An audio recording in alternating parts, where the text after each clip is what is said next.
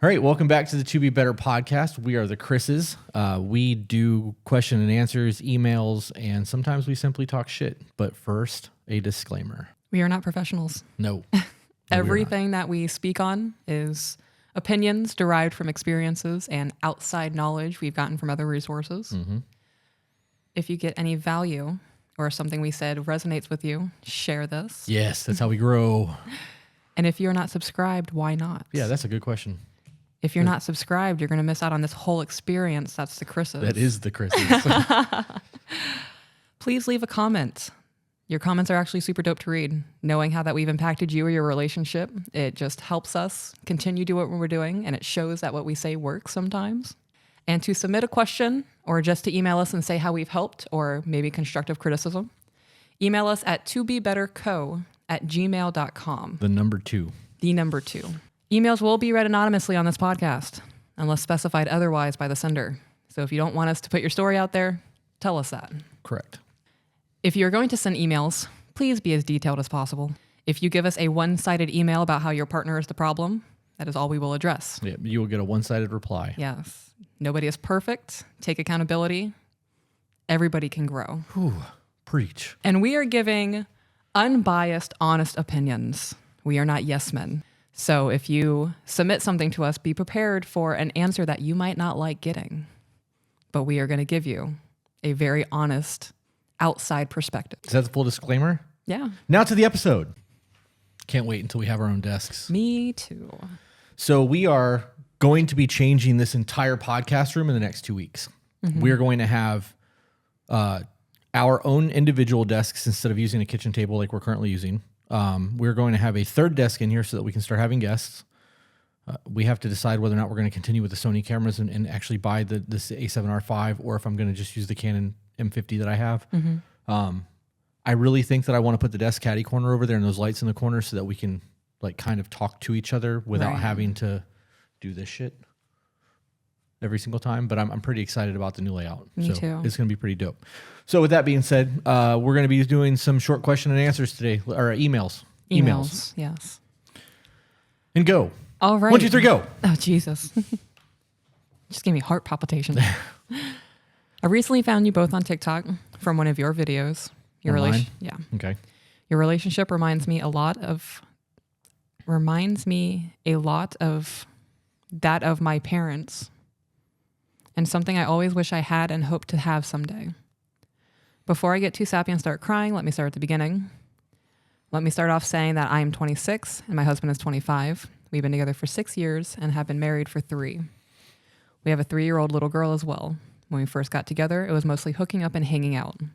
He has always been the type that thinks teasing is love and that I should just get used to it because that's just who he is. For example, he used to call me his beluga whale. When I expressed to him that I did not like this nickname, I've dealt with a lot of low self-esteem due to my weight, which he was fully aware of at the time. He continued to call me it for weeks on end, even after telling him it made me feel low. I want to stop there.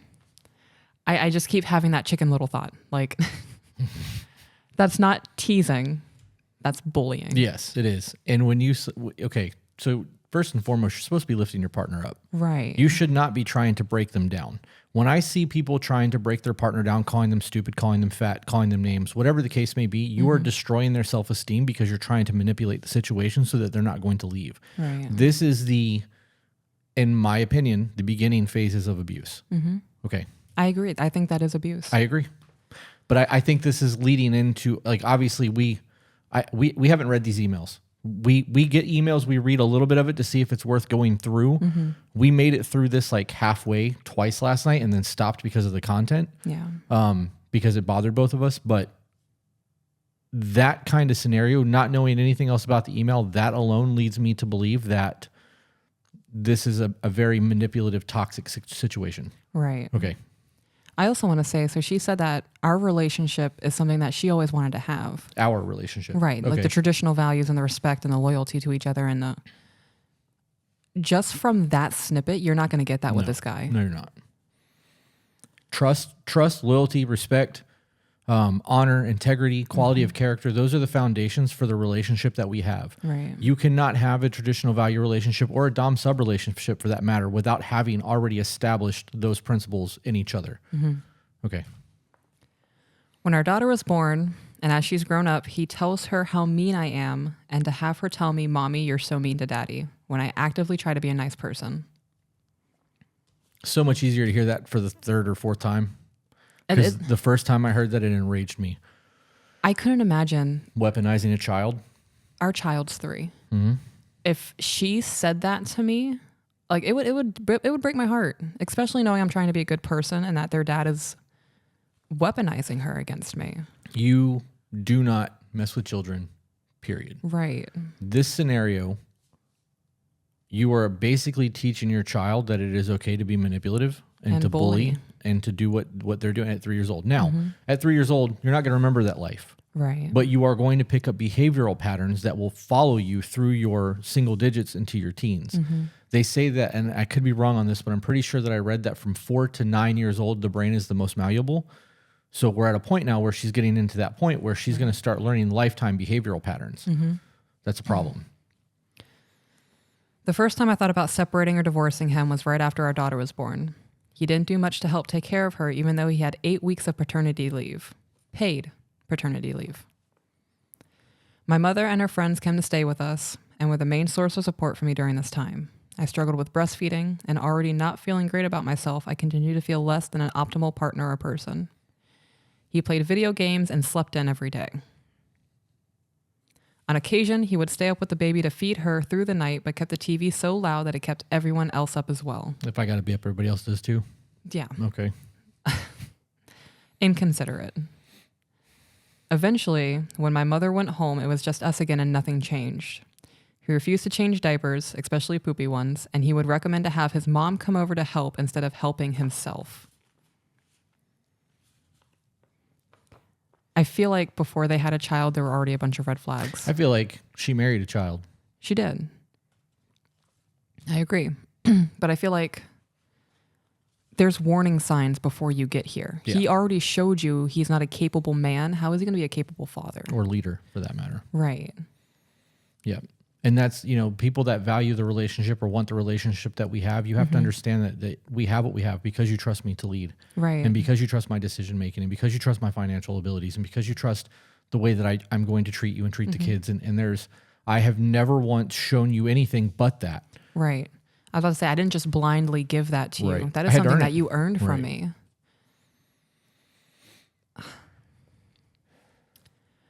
As she started to grow, and when I went back to work, we started relying on his parents more and more. They lived next door to us, and my parents lived and still currently live in another country. Eventually, I got a job where I could work from home, but this seemed to create more issues because I wasn't doing household chores. I would be taking care of the baby in the morning and then working from 11:30 to 8 p.m. Then get the baby ready for bed. This continued for a while, where I would remind him just because I'm home doesn't mean I have more free time than he does at his job. I just had the convenience of working in my pajamas all day. My husband's work hours have always been sporadic. One day he'd open and the next day he would close. So he could be gone at 7 a.m. or leave at 2 p.m. What really started to bother me was that no matter what shift he had, he would never take our daughter one-on-one. If he got off at 3, 4, or 5 p.m., he would leave her with his parents until I got off of work. If he went in at 2, he would not get up until an hour before he had to go, while I had to ask my elderly uncle to come watch our daughter so I could go to work on time. Could you imagine sleeping until 2 o'clock in the afternoon? No. I couldn't either. I couldn't. I would have to be like severely, massively depressed. Or sick. Right. The idea of sleeping past even 9 o'clock in the morning is foreign to me. Yeah, that's late. Like sleeping till 9 o'clock is like, oh shit, I really slept in today. Yeah, I feel like I wasted my day. Right. It's wild to me. Why? I'll let you read. Okay. There have been ongoing trust issues from day one of us talking and hanging out. Before we were ever official, I was talking to other guys and had guy friends from work. I was on friendly terms with an ex due to an amicable breakup. Which is good. That's amicable. dope. Yep. Right. Just because you guys didn't work out as a couple doesn't mean you have to hate each other. Right. You shouldn't. Right. There's no reason to not be friends with people that you want shared time in your life with. And saying that, you have exes that you still talk to. I'm friends with almost all of my exes. Right. I still speak to one of my exes. Right. The other ones are just man children. I don't want to deal with that. But that's a decision that you made. You know what I mean? Like, granted, I'm not saying that like in my scenario that I broke up or they broke up with me or whatever the case may be, and the next day we were best friends. Right. No. Obviously, people need time to heal, but like I have people that I spent 5 or 6 years of my life with that I talk to at least once a week. Right. And how's your mom doing? You spent time with people. To think that you're not going to be friends with them because you didn't work as a relationship is dumb. It's asinine. Right. There have been I already read that part. He didn't like any of this and eventually blocked every single one from my phone without my knowledge. Controlling much? He even so much as kicked me out of his friend's house that we were partying at when he saw a text message from the said ex. Not that it's an excuse, but we weren't officially together, so I didn't feel the need to cut my ex out of my life yet because I didn't know where the things were going at this time. You don't have to cut people out of your life anyways, unless they're crossing. Okay. So if they're crossing boundaries or they're doing something that's making your current partner feel any type of way, that's a different conversation. Right. But just because you start seeing somebody doesn't mean that you have to cut anyone out of your life. You have a courting phase, a dating phase that has to happen where you are learning each other and you're learning the ins and outs and you're trying to find out if this is, there was a big oof in that, wasn't it? There? I Yeah, a little bit.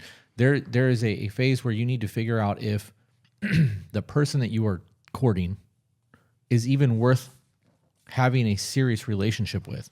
And that's, people don't do that. They start talking and they hook up and they become a relationship. And that's not how that works. Right. You have no idea the type of people that you are getting involved with during that lust beginning phase because you don't know if they're going to be quality people. I wouldn't cut anybody out of my life in the beginning of anything. When things got serious, like when you get to the point of moving in together or whatever, that's a different conversation because now you're acting married. Well, I don't know about that. What There do are you mean? people who don't live together, but they've been together, like they're committed to each other for a year or 2 years. Like if you guys don't want to move in together, but you're committed to each other, I think once the commitment is there, and if some shit starts happening from someone from the past who's trying to like sneak their way in, that could be a problem. Yeah. What bothers me is that they weren't even dating yet, and he has access to her phone. Yeah, and kicking her out of parties and acting like a fucking child. Like, who the fuck does he think he is? Well, apparently he knows who he is because she married him. Don't ever let that happen. Do not let a man who thinks that he has the right to take over your life without even dating, like, unacceptable. I wouldn't let anybody do that anyways. Everything that I've read so far is this is manipulation, bullying, controlling. Like these are early signs of things that could lead to domestic violence. I agree. And there's a child involved. I'm so much calmer today than I was yesterday. Going out and taking pictures this morning was a good idea. Yeah, I really like seeing that alligator. Yeah, big old thick boy. Thick boy. Because of this, he always had issues with my body count and whom I have as friends. Even friends I had grown up with or gone to school with are all blocked from my accounts by him, and then when he took my phone. Can we touch on the body count thing for a second? Yeah. I've never been bothered by somebody's body count. Right. I'd always ask. I'm curious, especially when you're young because you want to know. You know what I mean? Like, do they have more experience? That's an insecurity. Are you afraid that you're not going to be able to get the job done? Right. Are you afraid that they're going to be looking back and comparing you to other people? Is that why you have an issue with the body count? I'm very confident in my ability behind closed doors. Right. And if you were like, I've slept with 1,000 guys, I'd be like, and you're sleeping with me now. What's the point? Right. I'd feel the same way. You could tell me that you banged one chick every day for 5 years. Like different chicks every day for 5 years, right? That would never happen because I don't like people enough. Right. But even if you did, it doesn't matter. Is the whole point of that is that it doesn't matter. Like if, I'm if doing you, it now. If you were really that insecure, you really need to evaluate. Right. Like why does that make you feel any kind of way? Because I guarantee you that you slept with other people too. To think that you're going to get a virgin and that you should, why would you want that anyways? As a man, I don't want a virgin. I wouldn't want that. Why would I want to try to teach someone to be what I want to be in the bedroom? Right. I'd rather have somebody else do all that work and then me reap the benefits from it. And we're getting kicked off YouTube. Something that really bothers me is she allowed all that to happen. He asked for her phone and she gave it to him. Yep.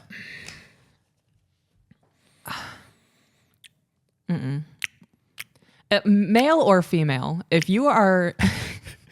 Sorry. If you are in the courting phase, the dating phase, you guys aren't even official yet, and that person asks for your cell phone, no, I would leave. What are you trying to find out? Right. I'm not your woman. That's it. You trying to dictate my life already? Do you pay this cell phone bill? Right. No, then back the fuck up. Recently, we moved out of state and away from his parents due to a good job opportunity on his part that allowed me to be closer to a home my parents purchased here in the U.S. because they come for 3 months at a time, at least once a year. She doesn't say anything in this email about whether or not she's a resident here. I mean, obviously she's a resident, but like, is she a citizen or is like, was she? It doesn't say. Okay, dual citizenship. I'm nosy, and it's irrelevant to anything. But go ahead. Sorry, Okay. That was completely irrelevant to anything. I'm just nosy. Okay. Because we were having a rough time when we decided to move, he went to his job and had a friend move in with him, and the baby and I moved in my parents' place. So they're separated. They are separated. Good. I just want to touch on this real quick. You are very fortunate that You got a your place to parents go. have an empty house that you can live in rent-free to get away from this man. Yep.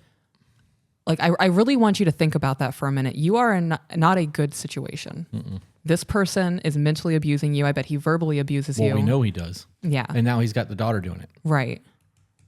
There is no touch on physical abuse, but it very well could have gone there sooner than later with everything we've gathered from this.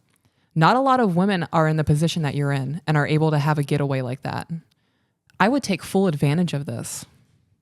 Like, I would stay in this house, stack my cash, and figure out a plan for me and my kid and never go back to that man. I would be looking into lawyers. I would 100% be looking into lawyers.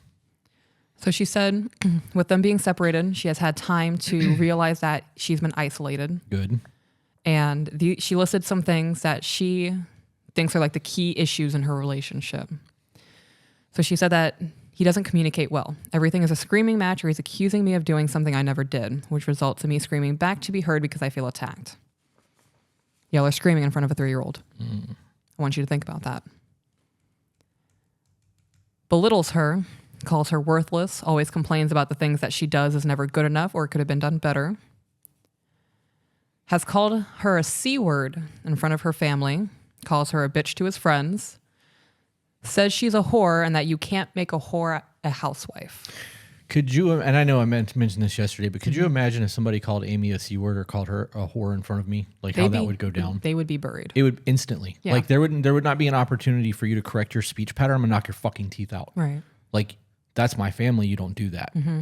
That whole scenario, like I'm obviously not responding to this the way that I was last night. Last night we stopped recording because everything that was going on with the kid upset me so much that I took my headset off and had to walk away from the table. We had to stop recording last night.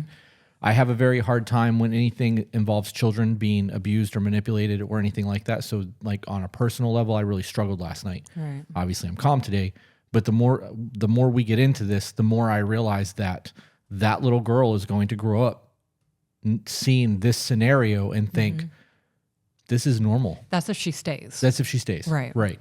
But that is a what do they call it? Generational cycle of abuse that will be passed down to that child. Generational trauma. Right. And then be passed down to her kids and like. I firmly believe in stopping that generational shit. Yeah. She is recognizing a pattern.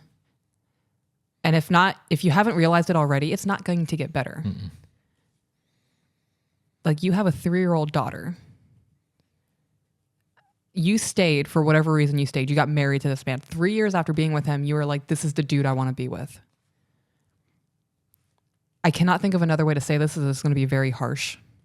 And it might come across as like super brash. I don't mean it in a shitty way. It's the only way I can think to say it. You made that choice. You talk about like you make choices in your life, having accountability. If you did not stay with this man, you would not be in this situation right now. Right. If you did not say yes to this man, you would not be in this situation right now. So even though he's a shitty person, you married this shitty person. And I know that sucks to hear because everybody wants that victim mentality. Not saying that she has a victim mentality, but people want to have that victim mentality of why do bad things always happen to me? You've made the choice to let it happen. It's extreme accountability. I obviously when people get married and they want that life and like she said she wanted the traditional values and traditional marriage and she was really vying for that, right? And obviously he's starting to show his true colors, and like he showed a little bit here and there in the beginning from what we're reading. Right. There were a lot of red flags there that should have slowed things way down before it got to the point of an actual marriage. Right. This also comes into the play where I constantly tell people that at 25 years old, you are young. Right. I understand that you think you're an adult at this point, but most 25-year-old kids haven't had any real life experience yet. As a culture, we don't have a rite of passage into adulthood anymore. Right. You don't become a warrior and have like this test of manhood. You just turn 18 and you're an adult now. Like, so there are adult man children running around there who need mommies and don't have any type of masculinity about them. Right. This is the case in point of that. I agree. And this will be the last thing I say, and then I'll move on to the next point. Okay. So he calls her names in front of her family and in front of his friends, and then said, she's a whore and you can't make a whore a housewife. I can almost guarantee that this person would not let a man say that to her daughter. Yeah. So why would you let a man say that to you? Boundaries are very important in my opinion. And if somebody is not willing to uphold your boundaries or say your boundaries mean nothing to me, so I don't care, that person is showing you that you're not a priority to them. Right. You don't matter. Right. So he manipulates her and will ignore her for days on end after an argument. Stonewalling. So she said, for example, I have tattoos. I have always had tattoos and will always be adamant that I will continue to get tattooed even though he doesn't like them. Me too. Yeah, right? After getting a cover-up recently that he knew I was getting, he didn't or wouldn't talk to me for 48 hours. I would have blocked his ass. I wouldn't have let this go on this far. Yeah. Recently, we've conversed about a divorce, and he states he will disappear and will never hear from him again if I choose to file. Okay, pause. That's not how that works. It is not. So for anybody that has not experienced this, get a lawyer. It's going to cost you money. It's not going to be cheap, Right. but hire a lawyer. In the event that he disappears and doesn't actually do the divorce paperwork, they can annul the marriage. That can happen with or without him actually being present. And because there's a child, they're going to go after his ass. They will fuck him. And I, like in Florida, I don't know where they're at, Right. but I know that in the state of Florida, if you don't pay your child support, they'll suspend your driver's license. And then if you don't pay it after that, they'll put a warrant out for your arrest, and you will go sit in jail because you're not taking care of your child. There's a whole lot of, you got a safety cushion there, and you're married. So in the event that there's a possibility for any type of alimony or anything like that, they'll put a lien on him. He'll never be able to own a car. He'll never be able to own a house. Like, he's going to have to step up, and this is a way to hold him accountable. As a man, I don't like the way that all that shit's set up. I think that it should be a base amount. Right. Like set amount, not everybody's going to be able to afford the same thing, but I don't think that you should take half of everyone's shit. Right. But I do think that there are steps being taken to move in the right direction for child support. They're starting to push. There are certain states that are pushing that a card can be issued that can only be used for certain things. Like you can't go and buy a new purse. You know what I mean? It's got to be like, It has to be used for the child. right, and it's proven that way, and that's something that's now running its way through court systems. And if that gets done, a lot of men are going to be able to lose the complaint that they have about the way child support's being done. I actually really love that. I do too. Because I know women who would get their child support money and go buy purses. Yep. Or go out to a steak and lobster dinner with her new boyfriend. Yep. There was a time that I worked in the tattoo industry, and I know that what that child support card looks like. We've had people come in and get tattooed with their child support money. Shut up. Yeah. Oh. And of course, I can't say anything. You know what I mean? Right. It's got a Visa logo on it. Can be used anywhere. Oh man. Yeah. I just had a bunch of thoughts running through my mind. People are fucking trash. I would turn people away. If they came with Yeah. a child support card, I'm not tattooing. You can go somewhere else and some other scumbag can take your money. I'm not doing it. I got bills to pay. I'll be that scumbag. Fuck it. You just took money out of that kid's pocket. The kid didn't have a pocket. Mama had the pocket. That whole situation just really infuriated me. I wish you didn't tell me that. Yeah, well, imagine being somebody that pays child support knowing that kind of shit happens. I was thinking about that too. Yeah, because I was that guy for a while. Recently, they've conversed about the divorce. That needs to happen. He can't handle seeing me happy with another guy. Then fucking make her happy. He can't. Right. No wonder he can't. No wonder he's got a problem with it. Because he knows that there's better men than him out there. Oh, I'm getting worked up again. Get him, babe. He says he refuses to be a weekend dad. Then what is he now? You're 3.5 hours away. Right. When was the last time you saw the kid? Well, even if they lived in the same town, they're not living together. Right. And when you were living together and he was having the mom watch the baby and change the diapers and do things that he should have been doing because you were at work. Right. What does that make him? By definition, what does that make you? If you are there but not present, what does that make you? Solid point. You can give yourself false titles all you want. It doesn't make you a man. Like, so she goes on to say, he throws me through a loop because he knows this throws me through a loop because he leaves it on me to decide whether or not my daughter has a father. He has made that decision for you. That choice has already been made. Very early on. If he wasn't changing diapers, he didn't help you through the paternity leave. He already chose not to be a father. And now he lives 3.5 hours away. Over my dead body, if you were supposed to be my husband and take care of me and love our child, you would not let us live 3.5 hours away from you. Wait, so you mean it's not normal? Like, I can't just come home and play video games and sleep until 2:00 and ignore you and the kid and then get mad at you because you're not happy? What is this? This isn't reality. This isn't real. I'm writing my congressman. This is bullshit. Come on. If it ever came down to in our relationship where you were fine with us living in separate houses, it's over. I would know our relationship is dead. Over. Right. I can understand that there are people that sleep in different bedrooms, and I can only say that because of snoring, because I will snore and wake myself up. And if my snoring ever got to be too bad and you couldn't take it anymore and we had to sleep in different bedrooms, it would be when we were ready to actually fall asleep. Right. We would still have our bedroom time because we joke and play and laugh, and we are children in there. So I understand in some cases it's a necessity for that to be a thing, but even sleeping in different bedrooms shows that things are waning, unless there's an actual legitimate reason for it. And I also want to touch on, so I've actually seen a TikTok couple where she lives in her own little trailer and her husband lives elsewhere, and they have like date nights where he comes over to her trailer and like they're happy. I'm not trying to shit on that. Like, if it works for you, that's dope. But in this situation where it's not a consensual, this is better for us, it's a problem. In the scenario where, like, what you were just talking about on TikTok, like, how does that even happen? I'm imagining, for real. Like, could you imagine how that conversation would play out? Like, I don't want to live with you anymore. I still want to be married with you and want to do date nights, but I'm going to go rent an apartment across town. Like, that would not work for me. I mean, if it works for other people, dope, but that is not for me. Yeah. I want to live in your skin. Like, well, guys, if I ever disappear and she starts looking like me, we know why. Oh, what was that movie? If I end up missing, it's because I'm in a hole in the ground putting lotion on my skin. I was just getting ready to say it puts the lotion on the skin. Would you fuck me? I'd fuck me.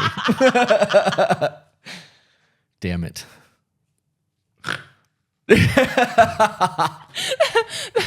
That is my favorite scene from that movie. It is so uncomfortable. And I'm like, I can't believe they put this in a movie, but like, people do that shit. But people do that shit, and it's just, it's physiologically and psychologically, that's physiologically probably wasn't the correct terminology, but I made you snort on the podcast again. You did. Psychologically, that is just fascinating to me. Wow, I can't believe we're having like laughter and a good time, and we're getting back to like a very intense email. Yep. Oh man. Okay. He doesn't help financially. I pay for daycare, my car, health insurance, and half the bills when we were living together. That actually does not shock me at all. Right. Now that we don't live together, I have to rely on my family to help me while we're still trying to sell our house. He is your husband. Why is he not helping his wife maintain a lifestyle for their child? Like, doesn't like her family. He says they are uppity because my parents have more money than his. My family has never been anything but nice to him, and he calls the brother I'm closest to weird. He additionally has made comments about my brother and I not being real siblings because we have different dads. Blood does not make you related. Mm-hmm. No, blood makes you related. Right. No, But it doesn't make you family. Yes. That is exactly what I meant. I know, which is why I stopped you. But you are related by blood if you Yes. share a single parent. It makes you a half brother or a half sister. Right. I meant blood doesn't qualify you as Right. family. This is control tactics. It is. And manipulation. He's trying to remove her from her family and make like to pull her away from all of that. Right. He's weird. Don't hang out with him because that's the one she's closest to. He's trying to remove her from all of her support systems so that he's the only one she can go to. right. This has all kinds of Red flags. run Yeah. while you fucking can written all over it. And fortunately, your daughter is young enough to where, like, yeah, she might be sad for the first few months, maybe the first year, where she's like, I miss my dad. Where's my dad? But when she's 6 years old, all she's going to know is a mom. Right. These younger years, you're not going to remember anyways. Most people don't remember anything before they were 5 or 6 years old. And if they do, it's like very small, short memories. I have a single memory from when I was 3 years old, and it was my sister in a diaper sitting in a Barbie pool. Very, very, very specific. That is the only memory I have before I was like 5 or 6. Yeah. Leaves everything to me. I have had to figure out how to sell our house. I had to find him the house he's currently renting and co-sign it so he could live there. Ooh, there goes your fucking credit. I would have not co-signed. I would have moved out to my parents' house and let him figure his shit out. No shit. Okay, so let's devil's advocate this. You're her. I'm fuck boy. Okay, you're a fuckboy. I'm gonna get a divorce. Okay, cool. You do that. Now I'm gonna rip all the doors off the hinges. I'm gonna poke holes in the walls. I'm gonna bust pipes in the house and everything that is obvious that has been destroyed. Guess who has to pay for that? You do. Not me. Yep. You, because you were the one who had the credit that co-signed. Do not do that for people. Especially if they treat you the way that he has. Ugh. He has not gone out of his way to do anything as a husband should. Why would you make his life easy? Don't have to make it difficult either. Just remove yourself. Right. And then when he's there, he's not present because he plays video games and doesn't engage with them. So he's not. He's already not there. He's already a fucking weekend dad. I'm sorry I keep cussing. He's not even that, though. If he's there playing video games and ignoring them, he's there, but he's not present. There is a difference. You do not help the mother of your child with the kid. You help raise the kid. Like, this is not rocket science. This is basic human function where a family is supposed to be working together to raise good people in a proper environment. He has failed in every aspect of being a man as far as I'm concerned. Literally, there's not a single redeeming quality in this email. Not one, other than the fact that he has a job. Right. So I'm trying to scan through because there's 2 more paragraphs. Pretty much he says, I don't know what to do. I want the traditional family lifestyle. You will not get it with him. No, he is not a traditional man. You do not find a man and make him a traditional man. You either find a traditional man or you don't. Right. I understand the mom guilt. When I left my kid's dad, I felt very guilty about it for at least 6 months. And I had a lot of thoughts of, am I ruining my life and I'm ruining my kid's life? Should I have stayed? Do I need to go back? Like, I had a lot of that internal back and forth. Change is hard. Right. It's hard. It's scary. That is the scariest thing I ever did. When I left, I didn't have a job. I had a 1995 Subaru and I moved in with my uncle. So you really just kind of just up and left. I did, like, yeah. No planning. Right before Christmas. Which means it's possible and anyone can do it. Yes. And now, almost 4 years later, their dad's in a relationship. I'm in a relationship. They have 2 dope households where they love being there. They have fun. You're not going to get a traditional relationship out of this man. I would also like to point out that not everybody's meant to be together. That is true. Like, and to be fair, they're 6 years in, right? But they're still in their early 20s. Like, they haven't even hit the best portion of their young lives yet. Right.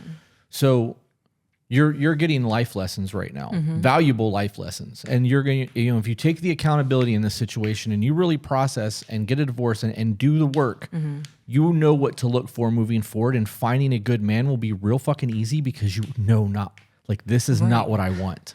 The way that I would look at this, you going through life is building a map. Yep. And when you run into things like this, you're going to mark on that map, don't go here, you're going to get stuck in a hole. You're going to get hurt. You could die. Yeah. Don't touch the stove, it'll burn you. Right. So I would add this to my map and I'd be like, okay, in the future, I know what to look for so I don't fall in this hole again. It's a shitty situation, but see this shitty situation as an opportunity to grow and know what you deserve in your future and the relationship that you want. Now you know what not to look for. I will also say that God will continue to put obstacles in your path until you learn how to not navigate those obstacles properly, and then you're ready to move on to the next obstacle. So if you don't learn from this, you will repeat it. So you need to do the work, learn how to navigate the situation, and then moving forward, the next obstacle is not going to be this. Right. So very rarely, we don't even really like saying it, that there's no option but to leave.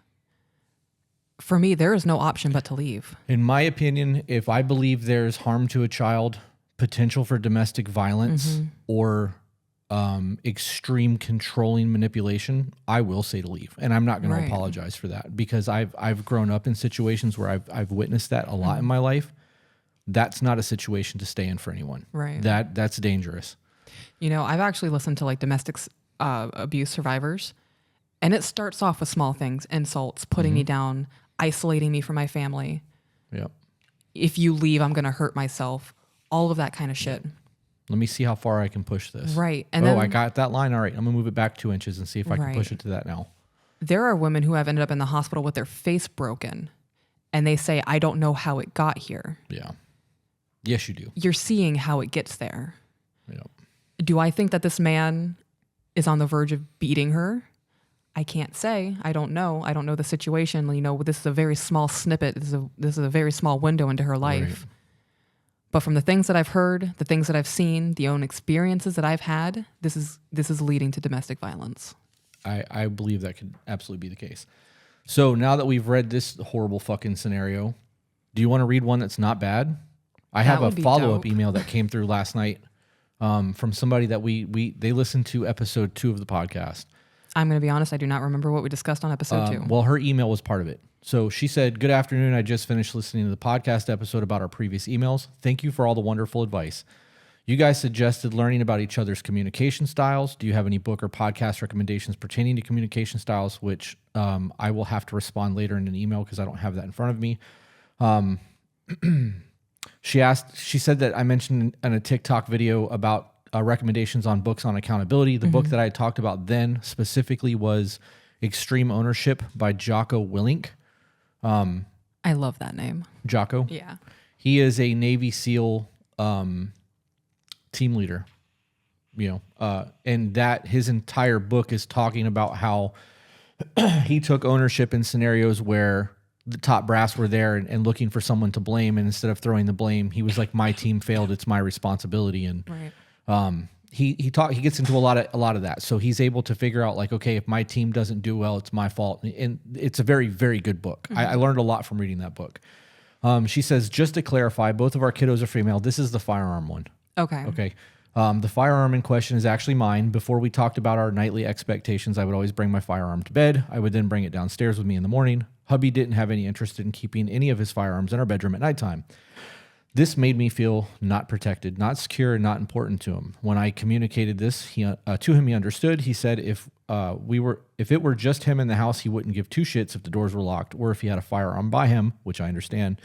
But he now understands that me and the children need to feel secure and protected and important. My husband comes from a home where his mother is a narcissist, which I really hate that term. And his dad had no balls to stand up to her. His dad is not the protective type or a leader. My husband is learning and willing to change to better our marriage. Good man. That's a good man. He's willing to do the work. He also doesn't want our children growing up in the marriage his parents have, as it's very unhealthy. I started my therapy journey when I realized my unhealed trauma was affecting our 4-year-old. This goes into exactly what we were just talking about with kids. She had begun to repeat my angry outbursts, tantrums, etc., and I could see the cycle of generational trauma already being passed down to her. Literally just talked about that. I love that she caught it and recognized it. Right. She said, I don't want my trauma passed on to my kids. Right. That is huge. Yeah, good woman. Since I've started working on myself, my marriage has improved as I've learned to set boundaries and expectations. My husband is growing. I'm thankful that my husband is willing to communicate and make changes to better our marriage. Not everyone is as blessed. He is willing to change who he is to make you happy. Right. That is a partnership. You serve your partner. They serve you. That is the way it's supposed to be. I fucking love this. Sorry about all the F-bombs, Mom. I know you're going to hear this eventually. I'm very eager to hear what you and Chris have to say about the book, The Surrendered Wife, which is the next book we plan on reading together. I've also read the book. I have also read Laura Doyle's book, The Empowered Wife, which is going to have to go on our Audible list. I already added that to my Amazon cart. Okay. I would rather have physical copies. That way I can go and highlight key points I want to discuss. I do that with certain books, but I know that I'm not going to read these more than once. Yeah. So they'll Audible it. It honestly didn't click for me until I started watching yours and your wife's content. Something about the way you present things clicks for me. I love that. I have been told numerous times that we have a ministry, that we are providing gospel in a way that most people would never hear it. And we're basically prophesizing the way that we're doing things. And it's intense, it's intense when you think about that. But if you have I'm religious or not, if you have a tried and true religious preacher come to you and try to preach to you because of the type of person you are, you're probably not going to listen. But when we have conversations about religion, you listen to me. And you've told me as much. Yes. Yeah, you're right. It depends on how the person presents themselves. Right. If somebody who was like uber religious came to me and they're starting to hit me with all these biblical terms, and I would check out, because I've read the Bible maybe once. Yeah. And I was young when I did it. Like I was under 10 years of age. So you didn't understand shit. I didn't understand anything. Even now I've tried to go back and read the Bible. It's a very dry reading for me. It depends. It really depends. So, and I don't mean to interrupt you, but in my opinion, the Bible itself is the greatest love story ever written. Yeah. But there is a lot of war and turmoil and heroes, and like it is an epic novel when you read it like that. There does become a lot of repetition and a lot of prophecy and the Jesus talk and all the things that happen in the Bible, but there is a lot of great storytelling in there. And even if you don't believe in God and you don't follow the Christian Bible, there are a lot of good life lessons on how to be a good person in that book, if you can just put aside the fact that you may disagree with the religious aspect. So I just said that out loud, and I was like, damn, I've only read the Bible once. And I was like, oh no. And I was like, well, if somebody came to me and I didn't understand anything, I'm the problem. Yeah. I just convinced myself to read the Bible. Wow. Yeah. She says, my husband asked to read the emails I sent you guys, and of course I let him read them. He said I sound like a dick. Welcome. We have cookies. We all sound that way. He said, it's not that I don't want to open the car door for you. It's that I don't know how to prioritize you and the kids when we are all together. He said, for example, if it's raining, I don't want you waiting on me to open the door for you while I'm wrangling the kids in our car seats. He stated he doesn't want our 4-year-old running into the parking lot while opening the door for me either. So there's a whole lot to think about there. And if it's raining, you stay underneath the awning while he runs his ass in the rain and gets the car and brings it to you, and then you guys get the kids in together. Right. And then he can, if it's raining, I guess it's acceptable to not open the door. There are times that I don't always open the door. Like if I'm carrying my camera bag and I've got to swap out my camera lenses, like when we were leaving the park today, I didn't open your door for you because I was carrying a 40-pound camera bag. Like I need to move stuff around and put everything back the way it goes. You can sit in the AC of the car while I'm putting shit away. There's also times that you just forget to do it. There's times that I intentionally don't do it. Today was one of them. I was walking to the car and I'm like, I could totally open her car door, and I was like, or I can get this sweaty ass shit off of me and put it in the bag. Like I'm gonna be selfish right now. And I admitted I was that guy. It's hot outside. Okay, so what about when we're like leaving the front door and going to the car? It depends. Okay. It depends. Sometimes it's forgetfulness. Well, I wanted to throw on that forgetfulness because there's times where you have so much on your mind, like the businesses and money and the podcast and TikTok and the kids. Yeah, I don't deny that. There's days that I've driven to the bank on Sunday and been like, oh shit, the bank's closed today. I'm not trying to shit on you. You can shit on me. Go ahead.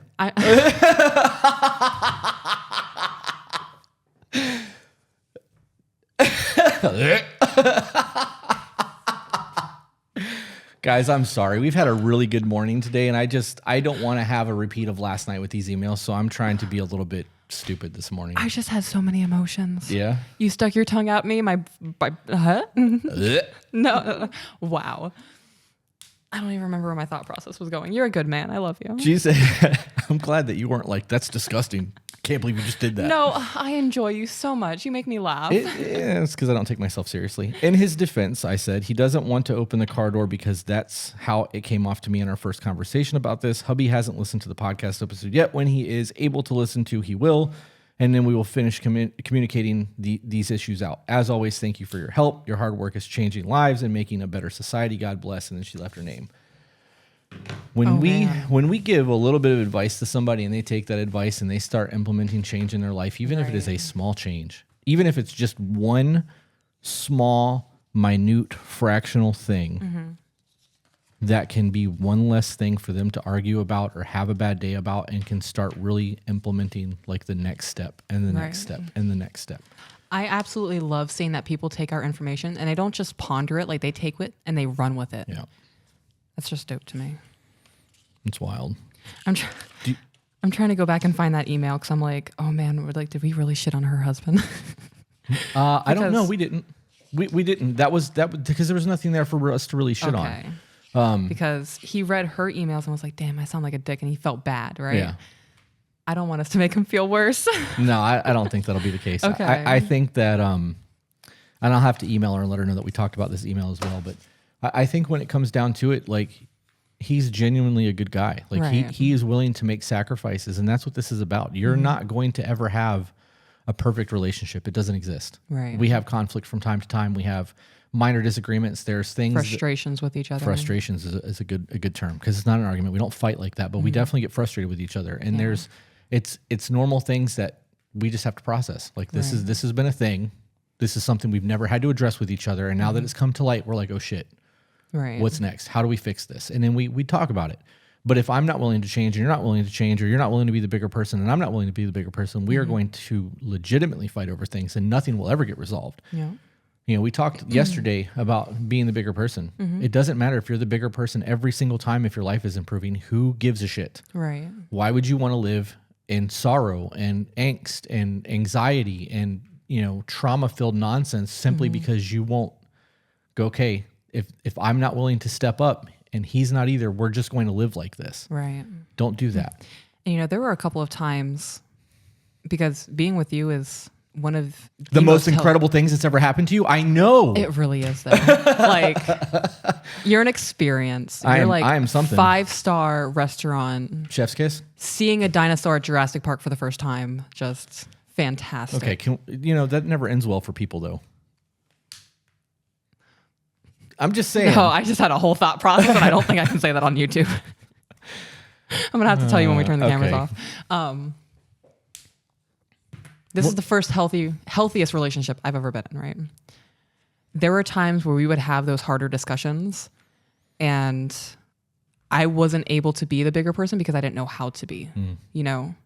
I was so wrapped up in processing my own shit. Like the last time we had an in-depth conversation, I was able to process better. And there were times where I could either have, over the last few days, we continue to talk about it in a healthy way. There's times where I approached you with something that I was thinking about or processing or trying to understand. In those moments, I had one of two options. I could either shut down, have a bad day, and then contribute to you having a bad day, or I could be the bigger person and just approach you and say, this is what's going on, instead of making you pry for it or figure out what's going on. It's crazy how simple it can be when you figure out how to communicate what's going on, because it doesn't always have to be a we need to talk. It's never a you always or you never. It doesn't have to be any of that. It could have been, hey, I was thinking. Right. It needs to be, when you bring it from a place of the way that you feel, it's a very different scenario, because that person's not being attacked. Their character's not being questioned. You are talking about how you feel about this situation. Right. And you get a very different result. And when you have these kind of conversations, they can go on for days at a time, because you're not going to bed angry. There's not animosity. There's no frustrations whatsoever. You're just having an ongoing dialogue, and that's healthy. Right. It's very healthy to have these conversations. You guys can define things as they're being said if you don't understand what's going on. Like, it's just basic It really is basic communication, and we're not Right. taught these things. Right. We've done a lot of reading, and a lot of the shit that we bring up on these podcasts are not things that we've thought of. Some of them are. We do have some original ideas, but a lot of this shit is regurgitated from the many books that we've read because we were trying to be better for each other. So, when you read I'm going to brag on myself. Yeah. I go through, I would say, upwards of 10 to 15 books a month because of my Audible and my actual reading. I spend more money on Audible than I spend on any of our other subscription services, because once I've used my credits and I've got nothing to read, in the event that I mess up and buy like a 2-hour book instead of an 8-hour book, like that I have to buy more books now because I don't listen to the radio when I drive. And if I'm by myself, I will either listen to podcasts or audiobooks. Right. And all my podcasts are specific to business, communication, personal growth, success, that kind of shit, because I want to be the best version of me I can. I don't want to ever stop growing. And you know what I mean? So for me, that is my personal excellence. So. You are pretty excellent. Yeah. You want to move on to the next one? Yeah. Say goodbye, everyone. Bye, everyone.